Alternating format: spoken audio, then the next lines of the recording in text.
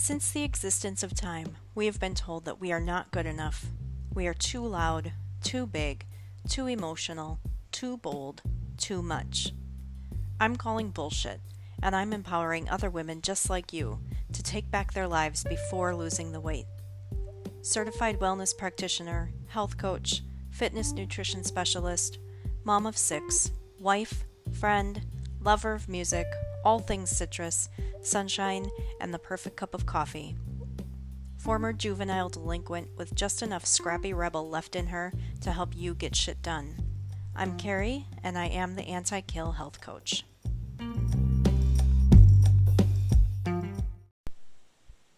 Happy Tuesday, and welcome to episode number 45. Last week in my private Facebook group, Live More Joy, I kind of spilled the beans and said that I've been struggling. So I was actually diagnosed with depression when I was 13. I'm certain I had it before that, but was officially diagnosed when I was 13. I struggled a lot as a teenager. I mean, you've all heard bits and pieces of my childhood. Just kind of being a teenager is fucking difficult enough, but then you add in an unhealthy home environment, not the greatest group of friends who were looking out for my best interests. Throw in some drugs and alcohol and just shitty decision-making skills, and that's a pretty good recipe for some heavy depression. And this is something that I've struggled with basically my entire life. I've been on and off medication several times. Postpartum depression has always been a big issue. I didn't even realize that's what it was until years after I had my second, and was able to look back and wow, that's exactly what happened with both of them. And so I was able to kind of better prepare for the third one, knowing that was likely the way I was going to head, and I sure did. But throughout the years, I've added tools to my toolbox and learned different coping mechanisms, and not that there are times where I've probably needed medication and just haven't sought it out. But I am a big fan of trying other things first. And that's for me. That's a personal decision. It's not for everyone. So I've done CBD, I've done different supplements. Exercise is always a big one. Just lots and lots of different tools. But, it's always like this low kind of hum in the background. It's never completely gone. And I'm certainly not saying that I'm miserable. I'm very joyful. I can find the joy in life. I smile and I laugh every day, but there's always still that low hum of depression. And a lot of that can feel a lot like mom guilt. And often I even confuse the two until I'm able to sit down and really pick them apart, whatever I'm feeling, and look at the situation and kind of analyze it. Sometimes it's mom guilt, sometimes it's the depression, sometimes it's a combination of both. But I kind of hit a funk, a wall, and it's winter, so we're not getting any sunlight up here. Or the little bit that we do get, I'm not able to enjoy because I'm inside working. We're approaching our 1-year anniversary of all this COVID junk, so life isn't what what it used to be. And I'm mostly okay with working from home. Excuse me. But it's starting to wear on me a little bit. I like the structure and routine of having the same thing to do every day, and not necessarily like factory work. same thing, but like a plan. And I like to know what's ahead and kind of what to expect. And with this, it's kind of day to day, like, oh, are things going to get canceled because somebody was exposed or somebody tested positive, or things like that. Always kind of in the back of all of our heads. So anyway, the whole point is that we're probably all at this point in need of a little extra TLC. And so last week in the private Facebook group, I did the weekly challenge, and it was focusing on mental health and taking care of ourselves in this realm. So when I do the prompt of the day, every day I ask some sort of journaling prompt question. And some people choose to answer it in the group, some people choose not to, and that's totally fine too. But it's always just some sort of journaling prompt so that, as I'm encouraging people to journal, sometimes, we don't really know what to write about. So it's just something to kind of get the brain going, get some stories told, and to build relationships and bonds with people that maybe we wouldn't have otherwise. And so I asked the simple question, like, are you in need of this weekly challenge?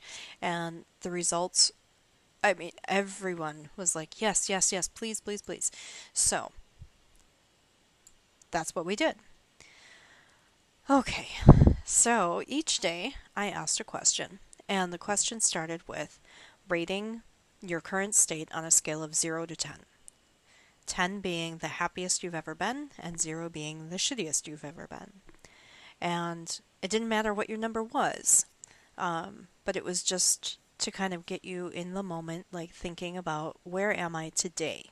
Not where do I want to be, not where do I feel I should be, where am I right now? And as we all know, this can change day to day, it can change throughout the day. It comes in waves, and sometimes it comes fast and furious, and sometimes it's kind of just rippling a little bit. So I think it's good to check in with yourself often and use that scale 0 to 10. Like, where are you in this moment? So today, what I want to do is give you the 5 tips that can take you from a 0 and push you a little bit higher. Just 5 tips to bring you joy every single day, and it really takes 5 minutes. 5 minutes of your morning, or you can also do this at night. And you know your schedule and your routine and what you're most likely to stick to more than I do, obviously. So you can choose when to do these things. And if one of these things isn't for you, then don't do it.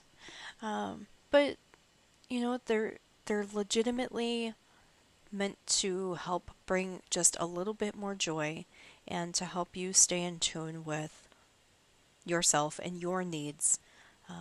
As moms, we tend to forget about ourselves, and we put everyone else first. And when we get to the point of exhaustion and frustration and depression, then that's a really big red flag saying, hey, dum-dum, it's it's time to treat yourself with some love. Please don't call yourself dum-dum. That's what I call my dog. It's terrible. It's a horrible habit. But sometimes we need that little slap upside the head. We have to take care of ourselves too. So, when I come back, we will dive into the 5 things that you can do in 5 minutes to bring you more joy.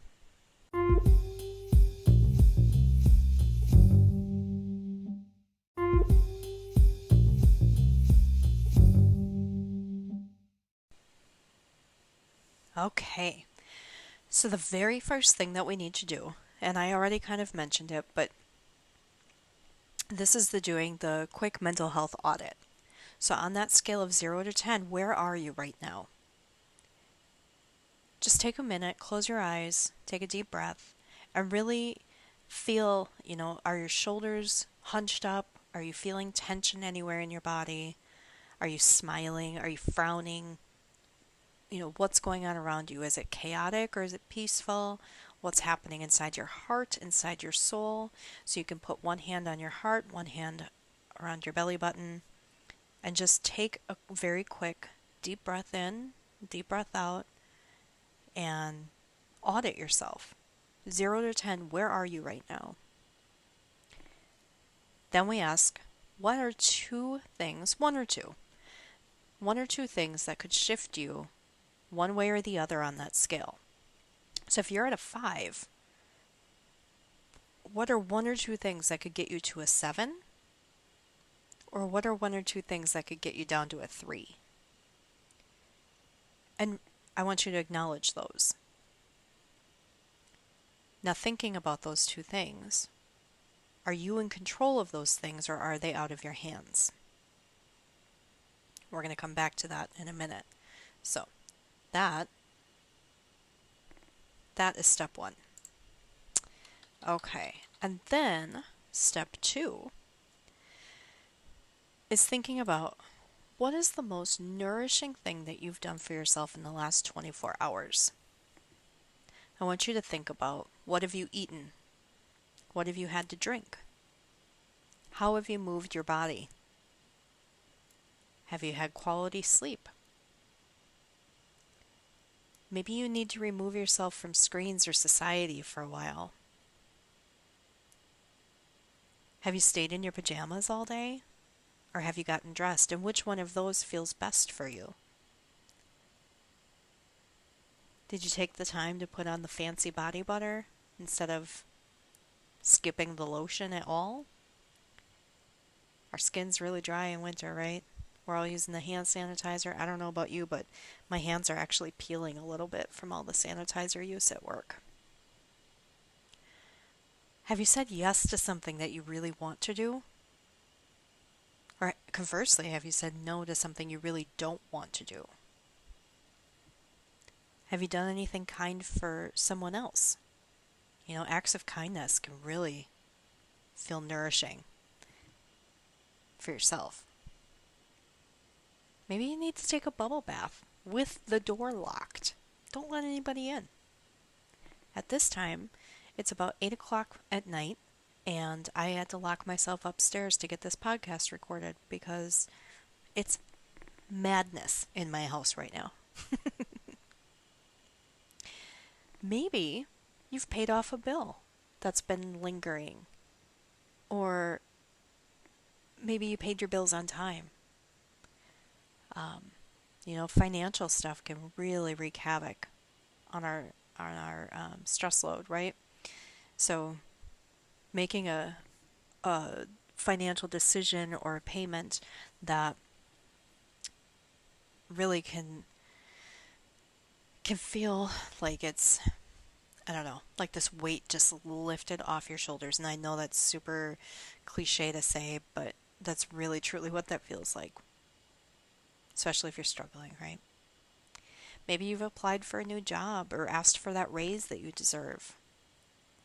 Maybe it's something as simple as making a batch of cookies or, choosing to eat the grapes instead of a cookie or an apple or some carrots.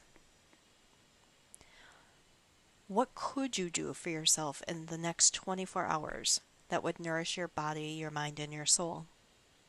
Maybe it's something on this list, and maybe it's nothing off this list. Maybe it's at least sparked something for you. So step 2 is thinking about how have you nourished yourself recently. Step 3, we are going to take a deep, full body breath. And how you're going to do this is you're going to stand up, feet about hip width apart. Take a deep breath in. Sweep your hands above your head. Stretch your fingers up to the ceiling, making sure that your feet are grounded. Go ahead and push your feet into the ground. Exhale as you lower your arms.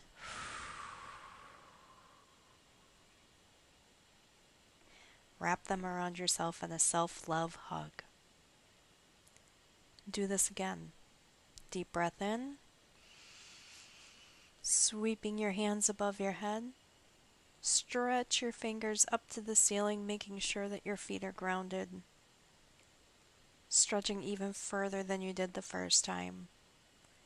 And as you lower your arms, wrapping them around yourself, exhale.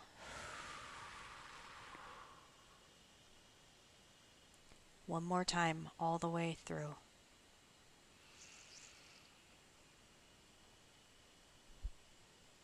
Stretch, stretch, stretch. And exhale.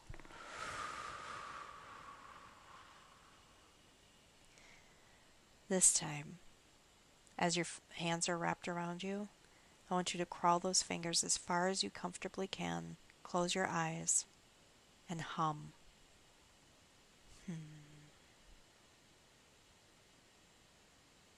Now come back. Did you enjoy doing this? Did it feel good? Or did it feel kind of silly? Did you hug yourself just a little bit longer each time? Did you feel your movements becoming more fluid each time you ran through them? When's the last time you took the time to do this for yourself?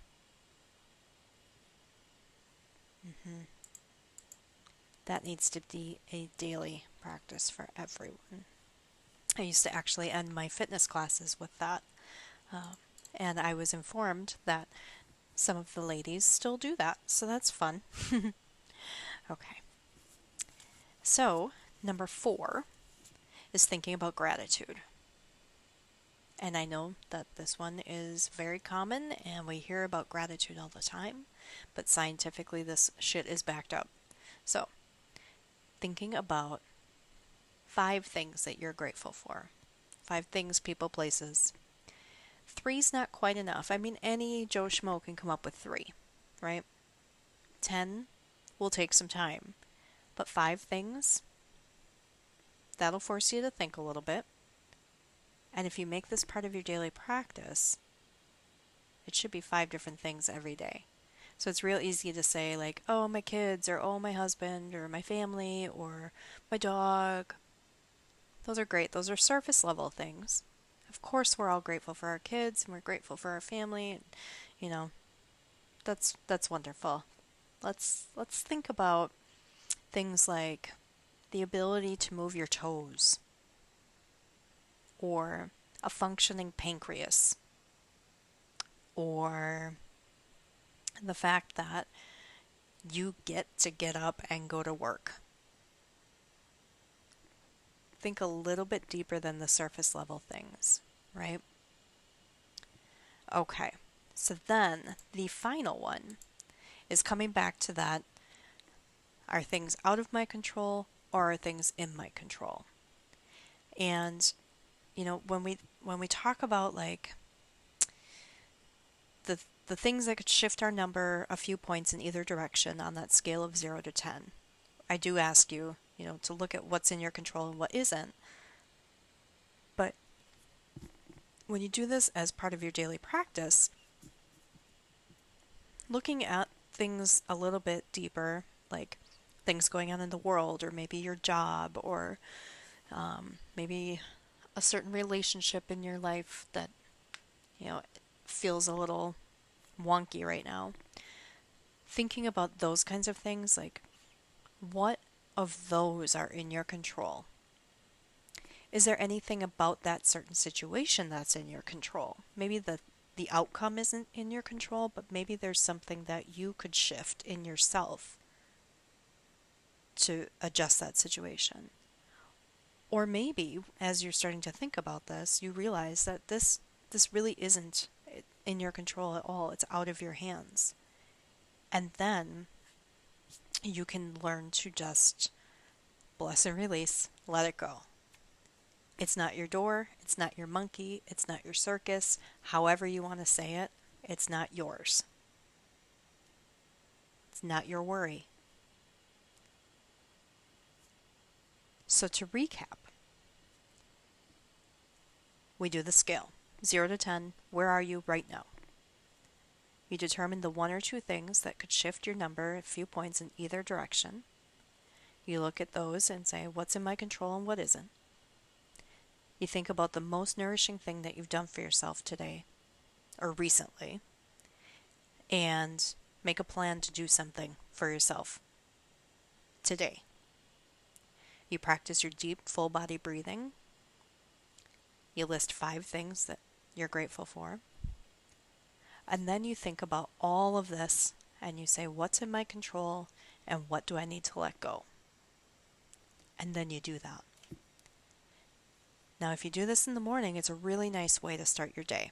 You get the nice stretches and you get your lungs filled up with fresh, nourishing oxygen. And you put yourself in this place of, I woke up today, I'm grateful, I'm going to nourish myself with something today, I'm stretching, and then you get to just go on with your day and be joyful. Or if you choose to do this at the end of the day, it can sometimes help to kind of wash away the bullshit that came throughout the day. Breathing out all the bullshit. Thinking about the nourishing things that maybe you didn't do for yourself today that you're going to do tomorrow. Because taking care of yourself is non-negotiable, right? Thinking about things that you're grateful for can be a really comforting way to end a shitty day. And again, right before you go to sleep, thinking about things that are in your control and what aren't. And ending your day with releasing the things that are not in your control. I can't think of a better way to end my day. So, these are 5 things you can do in 5 minutes to bring a little more joy into your day, every day. Let me know if this was helpful for you. You can send me a message, leave a review, share this, find me on Facebook, Instagram, Twitter, livemorewithcarrie.com. You can email me, carrie@livemore.space. I'm out there. Come find me. Until Thursday, be well.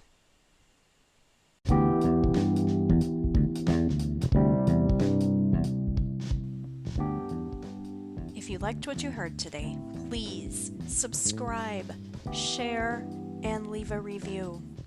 It truly is the best way to get this podcast into the ears of others who could benefit. You can always join my free, private Facebook community, Live More Joy, where you'll find a positive, supportive place to be. You'll also find daily journaling prompts, weekly and monthly challenges, and access to me. You can join my VIP group as well by visiting livemorewithcarrie.com and signing up for the exclusive deals, first dibs on news, and all without the excessive email bombs. Finally, you can support this podcast by visiting anchor.fm/the Anti-Kale Health Coach /support. Those are in my link tree. If you can't remember those links, you can just go to my link tree, which is linktree.com/KERLIZ.